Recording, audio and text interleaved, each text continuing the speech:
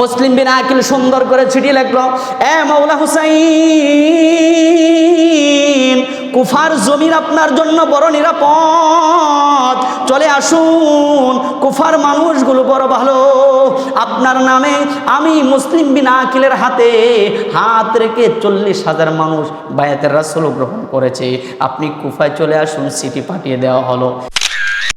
মুসলিম বিন আকিলের 2 সন্তান মদিনাওয়ালার গোলাম, সুবহানাল্লাহ। মদিনার গোলামি আমায় দে ও মুর্শিদ মুরে, মদিনার গোলামি আমায় দে। জোরে বল।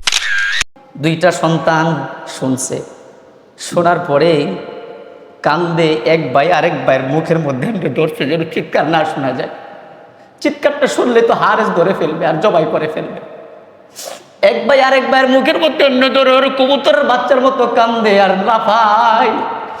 এক ভাইয়ের গালে আরেক ভাই চুমা দেয় আর জড়ে ধরে। ভাই বড় ধর রক্তের বাঁধন, যার ভাই মরছে সে কইতার বললেন, আখেরি সালাম লন, আখেরি সালাম লন ওগো নানা জান, আপনার হুসাইন যাই কারবালার ময়দান। হুসাইনের অন্তরে লারা মারছে, বলে বোন, আমার নানা বলেছিল রে হুসাইন, কারবালার ময়দানে যখন যাইবা, যে জায়গায় গোড়ার পা গুলো ডেবে যাবে, খেজুর গাছে কূপ দিলে যখন কষের বদলে রক্ত বের হবে, হুসাইন জেনে নিও ওই জায়গায় তুমি তাবু গাইরো, আর ওই জায়গায় হবে তোমার শহীদের সেন্টার। আল্লাহু আকবার। একটু পরে দেন। চিঠির ভাষা আপনি বেশি বুঝেন, আপনি রইসুল মুফাসসিরিন, আপনি কোরআন শরীফ তরজমা করেছেন, আপনি আরবি সম্পর্কে বেশি ধারণা আছে, চিঠিগুলো পরে আমাকে একটু শোনান, কুফার মানুষগুলো কি লিখেছে। হযরত আব্দুল্লাহ ইবনে আব্বাস রাদিয়াল্লাহু তাআলা আনহু বলেন, এ হুসাইন, শুনিয়া রাখো, এই চিঠিগুলো পড়ে আমি যা বুঝলাম, চিঠির লেখা সুন্দর, তবে চিঠির ভাষা সুন্দর না। এই কুফাতে তোমার না যাওয়াই উত্তম, কারণ এই কুফার মানুষগুলো, কারবালার মানুষগুলো তোমার বাবা আলীর সঙ্গে বেঈমানি করেছে। তোমার বাবা আলীকে ফজরের সালাতরত অবস্থায় পিছর থেকে খঞ্জন মেরে বিদায় করে দিয়েছে। এ হুসাইন, এই কারবালার জমিনে না যাওয়াই তোমার জন্য উত্তম। জোরে জোরে বলি আল্লাহু আকবার। বাবাজিরা রে, আমার বন্ধুরা, আমার শুধু থায় নয়, আরো সামনে চলে যাই। এবার হুসাইন রাদিয়াল্লাহু তাআলা আনহু বললেন, ও আব্বাস, শুনে রাখুন, যখন রহমাতুল লিল আলামিন আমাকে জিজ্ঞেস করবে, হুসাইন, কুফার মানুষগুলো তোমার কাছে বায়াতের রাসূল গ্রহণ করার জন্যে মতান্তরে 1500 থেকে 1800 চিঠি পাঠিয়েছিল, তাদের ডাকে কেন সাড়া দাও নাই? দিনের দায়ী করে তোমাকে রেখে আসছিলাম, দিন কেন প্রচার করো নাই? আমি রহমাতুল লিল আলামিনের দরজায় ধরে কি জবাব দেব? ও আব্বাস, এক কাজ করি, শুনুন, আমার পক্ষ থেকে একজন এমনি করিয়া ওই জায়গাটাকে এক্সপেরিমেন্ট, পরীক্ষা নিরীক্ষা করার জন্যে, ওই জায়গাটা আমার জন্য কতটুকু নিরাপদ এইটা যাচাই করার জন্যে আমার একজন ভাই আছে মুসলিম বিন আকিল। এই মুসলিম বিন আকিলকে কারবালার জমিনে পাঠাবো। যদি কারবালার জমিনের অবস্থা ভালো হয়, সেখান থেকে শেষ চিঠি লিখবে, আর এই চিঠি পাওয়ার পরে আমি হুসাইন দিন প্রচারের জন্যে কারবালার দিকে রওনা হব। সুবহানাল্লাহ। মুসলিম বিন আকিল চলে গেলেন। তার 2 জন সন্তান, এতিম সন্তান, মা দুনিয়ার জমিনে বেঁচে নাই। বলে, বাবা, মদিনাতে আমাদেরকে রেখে যাবা, কার কাছে রেখে যাবা? মা দুনিয়া থেকে চলে গেছে, এখন থাকলে তুমি আমার মা, তুমি আমার বাবা। বাবা, আমরাও যেতে চাই। 2 জন এতিম সন্তান, মুহাম্মদ আর হচ্ছে ইব্রাহিম, এই 2 জনকে লইয়া মুসলিম বিন আকিল কুফার জমিনে রওনা করে দিলেন। যাওয়ার সঙ্গে সঙ্গে একে একে 40,000 কুফার মানুষ বায়াতের রাসূল মুসলিম বিন আকিলের হাতে হাত রেখে বায়াতের রাসূল ইমামে হুসাইনের নামে গ্রহণ করে নিলেন। সুবহানাল্লাহ। মুসলিম বিন আকিল সুন্দর করে চিঠি লিখলো, এ মাওলা হুসাইন, কুফার জমিন আপনার জন্য বড় নিরাপদ, চলে চলে আসুন, কুফার মানুষগুলো বড় ভালো, আপনার নামে আমি মুসলিম বিন আকিলের হাতে হাত রেখে 40,000 মানুষ বায়াতের রাসূল গ্রহণ করেছে, আপনি কুফায় চলে আসুন। চিঠি পাঠিয়ে দেওয়া হলো। এমনি করে ইয়াজিদের বাচ্চা, ওই জারদ সন্তান ইয়াজিদের বাচ্চা কি করলেন, উবাইদুল্লাহ ইবনে জিয়াদ তাকে অন্য জায়গায় গভর্নর ছিল, ওই গভর্নর ট্রান্সফার করিয়ে কুফাতে নিয়ে আসলেন।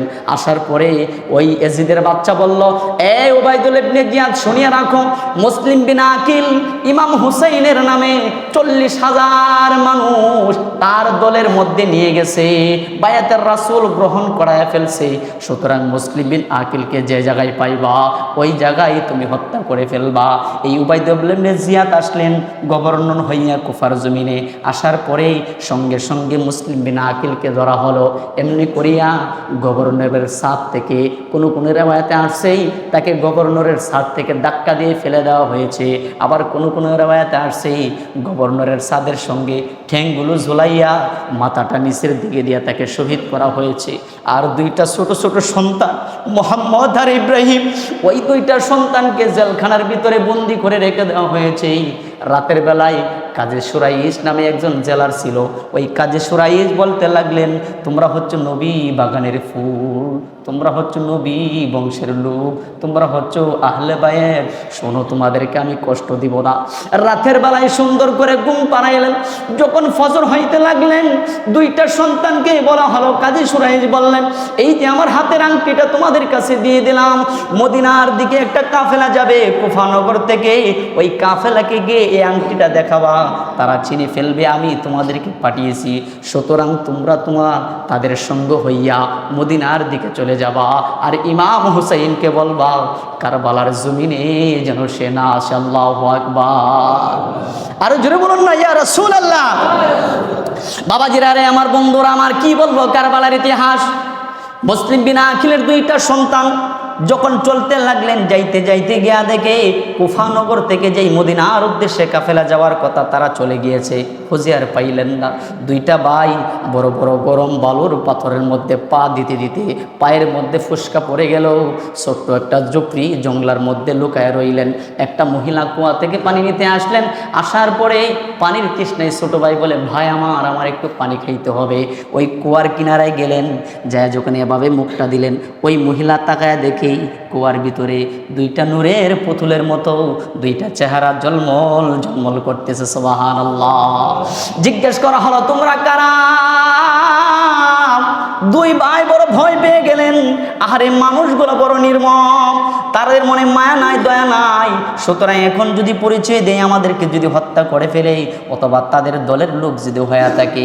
ওই মহিলাকে বলা হলো, আমরা হচ্ছি মুসলিম বিন আকিলের দুই সন্তান, মদিনাওয়ালার গোলাম। সুবহানাল্লাহ।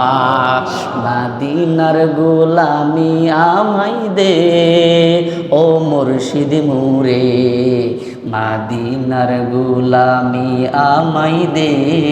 জোরে পড়ুন না, মদিনার গোলামি আমায় দে ও মুর্শিদ মুরে, মদিনার গোলামি আমায় দে। টাকা চাই না, পয়সা চাই না, হীরা মানিক মুক্তা চাই না, ও আমার বাঙ্গা কপাল জোড়া লাগাই দে ও মুর্শিদ মুরে, মদিনার গোলামি আমায় দে, মদিনার গোলামি আমায় দে ও মুর্শিদ মুরে, মদিনার গোলামি আমায় দে। কি বলবো কারবালার ইতিহাস। বলতেছিলাম আমি, গত সপ্তাহ বলেছিলাম, 1 মাস যদি লাগাই কারবালার ইতিহাস শেষ হবে না বাবা। মাত্র মুসলিম বিন আকিলের জিন্দিগিতে আসছি, আব্বাস আলামদারের জিন্দিগি আরো ভয়ঙ্কর, তারপরে বিবি জৈনবের 5 সন্তান, তাদের জিন্দিগি আরো ভয়ঙ্কর, মৌলা আলী আকবরের জিন্দিগি আরো ভয়ঙ্কর, মৌলা আলী আসগরের জিন্দিগি আরো ভয়ঙ্কর। বাবা জিরারে, আমার বন্ধুরা আমার, তাদের প্রেম যদি আমার অন্তরে না থাকে হাসরের দিন দায় হবেন। তাদের প্রেম যদি আপনার অন্তরে না থাকে হাসরের দিন দায় হবেন। আজকে সোহাদায়ে কারবালা 10ই আশুরা আসলে আমি রোজা রাখতে চাই না, কিন্তু রমজান মাসের 30টা রোজা ফরজ হওয়ার আগে এই আশারায়ে মুবাশশারার 3টা রোজা ফরজ ছিল। সুবহানাল্লাহ। এই মুহররম মাসের 3টা রোজা ফরজ ছিল। যখনই রমজান মাসের 30টা রোজা ফরজ করা হলো, তখন ওই রোজাগুলো ফরজ থেকে বাতিল হয়ে গেলেন আল্লাহ পাকের নির্দেশে। তার আগে এই রোজাগুলো ফরজ ছিল। কিন্তু এখন আর আমি আপনি মুহররমের তাৎপর্যতা, 10 আশুরা এগুলা ভুলে গেছি। মুহররম মাস আসলে আমরা এই জন্য এগুলা নিয়ে আলোচনা করি, কারণ আমাদের পরের জন্ম যারা হবে তারা তা না হলে এই শুহাদে কারবালা সম্পর্কে জানতে পারবে না। কথা বলেন ঠিক কিনা? কেউ মন খারাপ করবেন না, এগুলো এই জন্য আলোচনা করি তারা যেন আহলে বাইতটা চিনে, তারা জন্য মাওলা হুসাইন কে ছিল, মাওলা হাসান কে ছিল, বিবি জৈনব কে ছিল, সুকিনা কে ছিল, আলী আকবর কে ছিল, আলী আসগর কে ছিল, তারা যেন এগুলা চিনে। আর এগুলা চিনলেই তো দিনের রাস্তাটা তারা ধরতে পারবে। কথা বলেন ঠিক কিনা? তাবলিগ যেমন জরুরি, আহলে বায়াতও জরুরি। দিনের দাওয়াত যেমন জরুরি, নামাজ কালাম যেমন জরুরি, নবীর পুরা জিন্দিগি আমার মধ্যে গঠন করা তেমন জরুরি। কথা বলেন ঠিক কিনা? কোনোটার চাইতে কোনোটা কম না। আপনি একটা ভালো দেখবেন আরেকটা খারাপ দেখবেন, এটা হতে পারে না। সমস্ত আল্লাহর যত নির্দেশ আছে সব সমানভাবে দেখবেন। যেটা সুন্নত সুন্নতের জায়গায়, যেটা নফল নফলের জায়গায়, যেটা মুস্তাহাব মুস্তাহাবের জায়গায়। কথা বলেন ঠিক কিনা? আল্লাহ পাক রব্বুল আলামিন আমাদেরকে সঠিক বুঝ দান করো, সকলে বলি আমিন। বাবাজিরা, আমার বন্ধুরা, আমার বলতেছিলাম ওই মহিলার সঙ্গে সাক্ষাৎ হলো। মহিলা বললেন, তোমরা বুঝি নবী বাগানের ফুল, আসো আমার ঘরে আসো, আমি বান্দি মহিলা, মানুষের বাড়ি কাজ করি, তোমাদের কি সেবা যত্ন করব। চলো রাত্রিবেলা আমার কাছে থাকো, যখন সকাল হবে মদিনার রাস্তা দেখায় দিব, মদিনায় তোমরা চলে যাইবা। মুসলিম বিন আকিলের 2টা সন্তান ওই মহিলার সঙ্গে বিশ্বাস করে ঘরে গেলেন। রাত্রেবেলায় সুন্দর করে গোসল করাইলেন, গোসল করাইয়া মাথার চুলগুলো আশ্রয় দিলেন, নিজের হাতে লোকমা তুইলা খাওয়াই দিলেন। খাওয়ানোর পরেই একটা পর্দা টানাইলেন, পর্দার ওই পাশে 2টা সন্তানকে ঘুম পাড়াইয়া দিলেন। আর 2টা সন্তান, একটা বাই আর একটা বাইরে জড়ায় দইরা কবুতরের বাচ্চার নেই কাঁপতেছে। সম্ভবত 60 থেকে 9 বছর এরকম ব্যবধান হবে 2টা ছেলের। ওই সময় রাত্রে, গভীর রাতে, আর ওই যে তার ওই মহিলার স্বামী হারেস, ওই হারেস অফার পাইলেন, ভালো অফার। ওবাইদুল ইবনে জিয়াদ বলেছে, যদি মুসলিম বিন আকিলের 2টা সন্তানকে কেউ ধরায় দিতে পারো অথবা গরদান যদি নিয়ে আসতে পারো, বড় অঙ্কের একটা স্বর্ণ দেড়হাম আমি গভর্নর অফিস থেকে বরাদ্দ করে দেব। তোমাদের জিন্দিগিতে আর দাসী বান্দি থাকতে হবে না। এরকমভাবে যখন অফার দিলেন, ওই হারেস পাগলা কুকুর নিয়ে সারাদিন ঘুরলেন, 2টা সন্তানের খোঁজ পাইল না।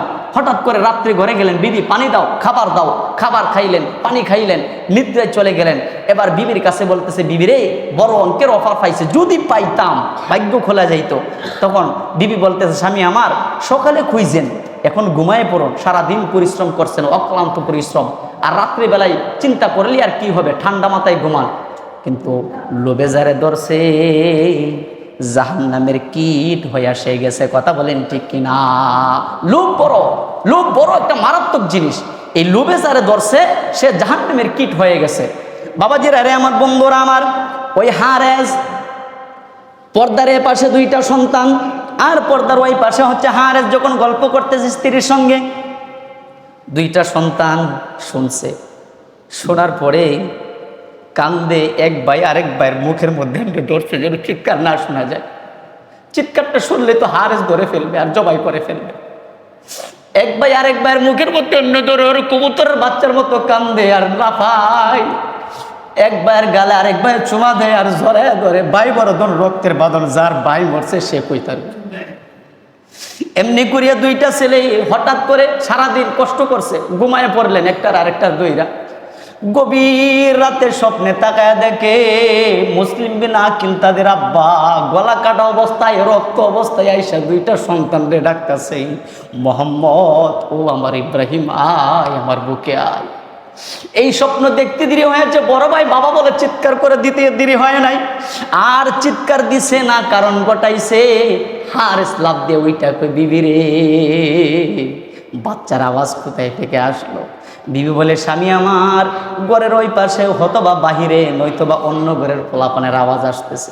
বলে, না না, এটা বাহিরের আওয়াজ হতে পারে না, আমার মনে হয় আমার ঘরের কোণা থেকে আওয়াজটা আসছে। হারেস পাগলা কুকুরের নেই, ঘর থেকে বের হইলেন, সারা বাড়ি খুঁজলেন, জংলার চিপা চাপা খুঁজা দেখে কোথাও নাই।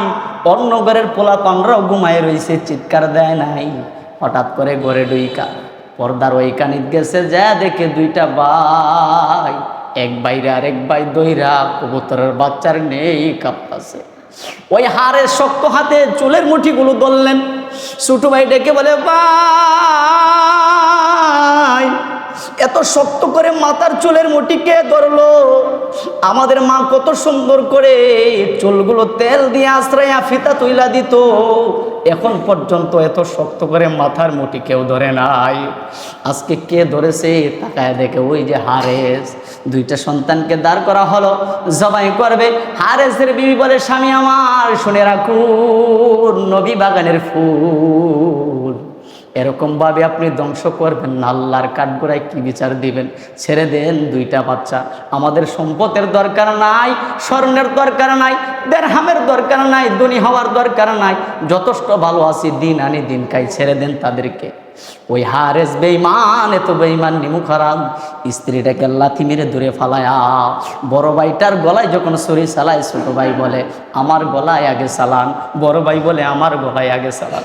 দুইটার এক কাতারে শোয়া জীবনের জন্য শহীদের কাঠগড়ায় পাঠিয়ে দিলেন। আল্লাহু আকবার। বাবাজিরা রে, আমার বন্ধুরা, আমার এই সুহাদে কারবালা কত ভয়ঙ্কর। এবার আসুন, ওই যে হুসাইনের কাছে চিঠি পৌঁছে গেল যে কারবালার অবস্থা ভালো, চলে আসুন। ইমাম হুসাইন নানার রওজা থেকে বললেন, আখেরি সালাম লন, আখেরি সালাম লন, ওগো নানা জান, আপনার হুসাইন যাই কারবালার ময়দান, কারবালার ময়দানে যাইয়া দিব গলা কাটাইয়া, আর আসব না ফিরে, আর আসব না ফিরে, মদিনার মুকাম,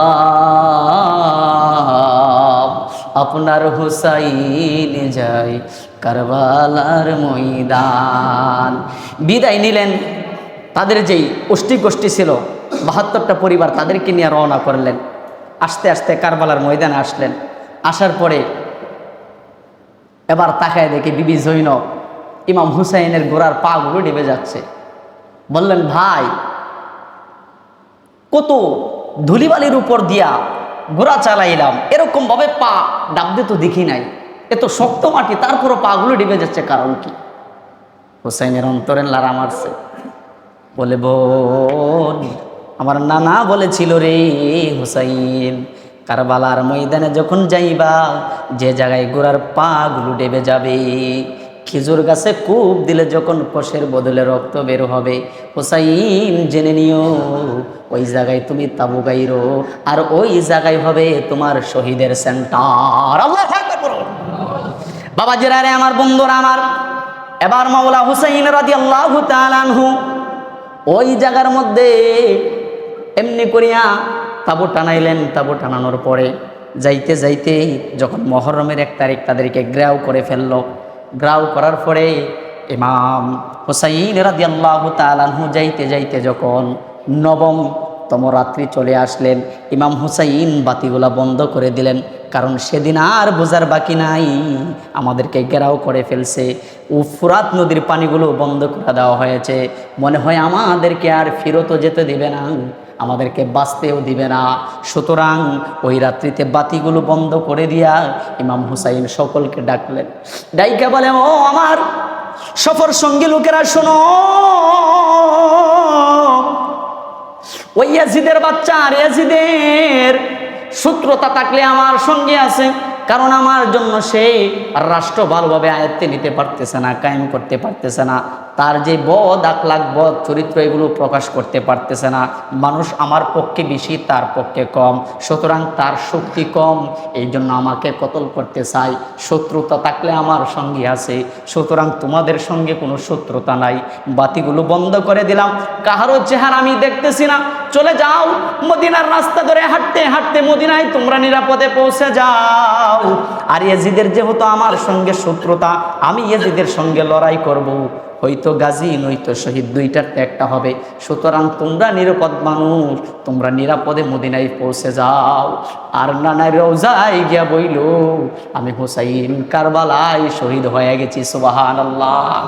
সমস্ত মানুষ এক বাক্যে বলেছিল, ও মাওলা হুসাইন, আজ যদি আমরা কারবালার প্রান্তর থেকে চলে যাই, আর কাল কিয়ামতের ময়দানে যখন হাসরের মাঠে দাঁড়াবো, তখন রহমাতুল লিল আলামিন যদি জিজ্ঞেস করে আমার কলিজার টুকরা, যেই হুসাইনের চেহারা আমি নবীজির মতো ছিল, যেই হুসাইনের শরীরে আমি নবীজির রক্ত মুবারক ছিল, যেই হুসাইন মা ফাতেমার কলিজার টুকরা ছিল, আর যেই মা ফাতেমা আমি রহমাতুল লিল আলামিনের কলিজার টুকরা ছিল, যেই হুসাইন জান্নাতের সর্দার হবে, ওই হুসাইনকে কারবালা ময়দানে রেখে তোমরা নিরাপদে চলে আসছো, আজকে জান্নাতে যেতে চাও, আমরা কি জবাব দেব হুসাইন বলুন? সুতরাং যদি হায়াত থাকে গাজী হয়ে ফিরবো, আর যদি হায়াত না থাকে আপনার সঙ্গে শহীদের পেয়ালা পান করে নেব। আল্লাহু আকবার। আর যদি বলেন ইয়া রাসূলুল্লাহ, এই মুহররম আর মিলাদের মাস আসলে আমরা এই আলোচনাগুলো করতে চাই না, কারণ আল্লাহ পাক রব্বুল আলামিন জান্নাত সবার জন্য রাখে নাই, সবার জন্য রাখে নাই। ইয়াজিদ ছিল 22,000, কিন্তু হকের পথে ছিল মাত্র 72 জন। কথা বলেন ঠিক কিনা? ইয়াজিদের শিবির আজান হয়েছে, ইমাম হুসাইনের শিবির আজান হয়েছে। ইয়াজিদও হাইয়া আলাস সালাহ বলছে, ইমাম হুসাইনের শিবিরও হাইয়া আলাস সালাহ বলছে। তারাও সেজদা দিছে, তারাও সেজদা দিছে। এমনি করিয়া বাবাজিরা, আমার বন্ধুরা আমার, শুধু তাই নয়, দেখলেন সমস্ত সব কিছু মৌলা আলী আকবরকে পাঠানো হলো, মৌলা আলী আকবর শহীদ হলো। লম্বা ঘটনা কি বলবো, সময় সংক্ষিপ্ত। এইভাবে করিয়া ইমাম হুসাইন রাদিয়াল্লাহু তাআলা আনহু সর্বপ্রথম তারা এমনি করে মিটিং করতে লাগলেন। 3 দিন যাবৎ মৌলা আলী আসগর কাঁদতেছে পানির জন্য, কলিজা শহর বানু কি করলেন, শেষ পর্যন্ত তার শুকনা জিব্বাটা আলী আসগরের মুখে তুলে ধরলেন। আলী আসগর একটু চুষা দাও, 6 মাসের শিশু বাচ্চা। আলী আসগর চুষবে কিরের কথা, কারণ শহর বানুর জিব্বাটা পাথরের চাইতে আরো শক্ত হয়ে গিয়েছিল পানির অভাবে। সুবহানাল্লাহ বলুন না। ইমাম হুসাইন মৌলা আলী আকবর বলল, ও বাবা আমার, যুদ্ধের পোশাক পরিধান করা দেন, শহীদের পেয়ালা পান করে ফেলবো, আর বেশি সময় নাই। যুদ্ধের পোশাক পরিধান করে। আরে বাবা ইব্রাহিম আলাইহিস সালাতু ওয়াস সালাম নিজের সন্তান কুরবানি দিতে চাইছিলেন, চোখগুলো বান্দা, নিজের চক্ষু দ্বারা তাকায়া কুরবানি দিতে পারে না, এই কলিজা জাকি দেয়া উঠে। আর আমার মাওলা হুসাইন নিজে দাঁড়ায়া দাঁড়ায়া সন্তানগুলো কুরবান দিছে। আল্লাহু আকবার পড়ুন। বাবা জিরা রে, আমার বন্ধুরা আমার, মৌলা হুসাইন রাদিয়াল্লাহু তাআলা আনহু বললেন, বাবা আয় আয়, কাছে আয়। জন্মের মতো চেহারা দেইখা লই চুমু লাগাইলেন, বুকের সাথে বুক লাগাইলেন, যুদ্ধের পোশাক পরিধান করায়া তরবারি খানা হাতে দিয়ে মাঠে পাঠাই দিলেন। মনে কাম জবত যুদ্ধ করলেন, কারণ তাদের শরীরে জুলফিকারের রক্ত বইতেছে। কথা বলেন ঠিক কিনা? মৌলা আলী রাদিয়াল্লাহু তাআলা আনহুকে আল্লাহ বলেছেন, উনি হচ্ছে জুলফিকারের শক্তি ওনার মধ্যে, আসাদুল্লাহ, উনি হচ্ছে আমি আল্লাহর সিংহ। সুবহানাল্লাহ পড়ুন। তাই আল্লাহর সিংহের রক্ত তাদের শরীরে বইতেছে। সুবহানাল্লাহ পড়ুন না। তাহলে তাদের শরীরে শক্তি কম না বেশি? তাদের শরীরে বেলায়েতের শক্তি। আল্লাহু আকবার বলুন। বাবাজিরা রে, আমার বন্ধুরা আমার, মৌলা আলী আকবর যুদ্ধের জন্য প্রস্তুত করে যুদ্ধে পাঠায় দেওয়া হলো। মৌলা আলী আকবর কিছুক্ষণ যুদ্ধ করার পরে বাবার কাছে আসলেন। বাবা, আল্লাহর কসম করে বলি, 1 ফোঁটা পানি যদি আমি আলী আকবরের জিহ্বায় ঢেলে দিতে পারেন, 22,000 কেন আরো 22,000 আসলো আমি আলী আকবরের জন্য যথেষ্ট। সুবহানাল্লাহ। ইমাম হুসাইন দৌড় মারলেন তাবর ভিতরে, যাইয়া বারবার মস্কগুলো জাকি দেয়, বারবার কলসিগুলো জাকি দেয়। 1 ফোঁটা পানি যদি বের হইতো, মৌলা আলী আকবরের জিহ্বায় ঢেলে দিতাম, আর ওই যে নানার হক, নানার দিন জিন্দা করে নিতাম। সুবহানাল্লাহ। কিন্তু 1 ফোঁটা পানিও পেলেন না, ব্যর্থ হয়ে আবার চলে গেলেন। আবার কিছুক্ষণ যুদ্ধ করার পরে মৌলা আলী আকবর শহীদ হলো। বাবাজিরা রে, আমার বন্ধুরা আমার, আলী আকবর শহীদ হওয়ার পরে ইমাম হুসাইন ডাকলেন। আব্বাস আলামদার ছিল দলের সেনাপতি। সেনাপতি, তার কাছে কালিমার পতাকা ছিল। আব্বাস আলান্দার ডান দিকে দাঁড়ায় লইলেন, বললেন, ওরে আব্বাস শোনো শোনো শোনো। আব্বাস আলান্দার বললেন, ইমাম হুসাইন আমাকে বিদায় দেন, আমি যুদ্ধের ময়দানে যাব। বলে, তুমি এখনই যাওয়া লাগবে না। বলে, না, আমি থেকেই বা কি করব, আমার একে একে সৈন্যগুলো সবগুলো শহীদ হয়ে যাচ্ছে, আমাকে বিদায় দেন, আমি যেতে চাই। আব্বাস আলান্দারের কাছেই এবার চলে আসলেন সকিনা, এবার চলে আসলেন শহরবানু, এবার চলে আসলেন জৈনব। এসে বলে, আব্বাস আলান্দার যুদ্ধের ময়দানে পড়ে যাও, আগে একটা মশ তোমার হাতে দিলাম, চামড়ার ব্যাগ একটা তোমার হাতে দিলাম, যেভাবেই পারো ফোরাত নদীর কিনার থেকে একটু পানি আমাদের জন্য নিয়ে আসো, কারণ আলী আসগর চিৎকার করতেছে। আলী আসগরের চিৎকার আমি শহরবানু, আমি জৈনব, আমরা সহ্য করতে পারি না। আল্লাহু আকবার। তখন কালিমার পতাকাটা অন্যের হাতে দিলেন, দিয়া ইমাম হুসাইনের বিদায় নিয়ে চললেন ওই যে বেগের থোয়ালাটা নিয়ে। যাইতে যেতে ফোরাত নদীর কিনারায় গেলেন। যাওয়ার পরে বলতেছে, নামিও না ফোরাত নদীর কিনারে। বলে, না, নামবই, আমি সকিনাকে কথা দিয়ে আসছি, জৈনবকে কথা দিয়ে আসছি, শহরবানুকে কথা দিয়ে আসছি, মৌলা আলী আসগর পানির জন্য চিৎকার করতেছে, আমার পানি নিতেই হবে। তখন যুদ্ধ করলেন কিছুক্ষণ, করার পরে নদীর কিনারায় গেলেন। ফোরাত নদীর পানি থেকে একটা মস্ক ভরলেন, চামড়ার ব্যাগটা ভরলেন। ভরার পরে যখন জালি ভরে হাতে পানি নিলেন, পান করবে, তখনই ছোট সন্তান 6 মাসের বাচ্চা মৌলা আলী আসগরের চেহারাটা পানির মধ্যে ভেসে উঠলো, যে আলী আকবর তো 10 দিন ধরে পানি পান করে না, তুমি পানি পাইছো আর পান করে ফেলবা, এটা তো অন্যরকম হয়ে যাবে। তখন ওই যে আব্বাস আলান্দার পানিগুলো ফেলে দিলেন, সঙ্গে সঙ্গে ছুটলেন, আমি সকিনাকে কথা দিয়ে আসছি, তারা যদি পানি খায় আমি আব্বাসও খাবো, তারা যদি পানি না খায় আমি আব্বাসও খাবো না। সঙ্গে সঙ্গে ঘোড়ার উপর উঠলেন। ওঠার পরেই যখন যাইতে লাগলেন, তাকে আবার তারা কাফেররা ধরে ফেললো। ডান হাতে পানির ব্যাগ ছিল, ডান হাত আগে কাটলো, তারপরে বাম হাতে নিলেন, বাম হাতও কেটে দিল, তারপরে মুখে ধরলেন, দূর থেকে ব্যাগের মধ্যে তীর মারলো। পানিগুলো পরে মরুভূমি ঠান্ডা হয়ে গেল, কিন্তু নবীর আহলে বাইত কলিজা ঠান্ডা করতে পারলেন না। তারপরে তার যখন 2টা হাত কেটে ফেললো, আর তো কিচ্ছু নাই, দাঁড়ে আসলেন। আসার পরে চোখের মধ্যে নিজ হাতে তীর মারলেন, মেরে চোখগুলো অন্ধ করে দেওয়া হলো, পথ ভুলিয়ে গেলেন। তাকে এভাবে তারা শহীদ করে ফেলেছে। আল্লাহ পাক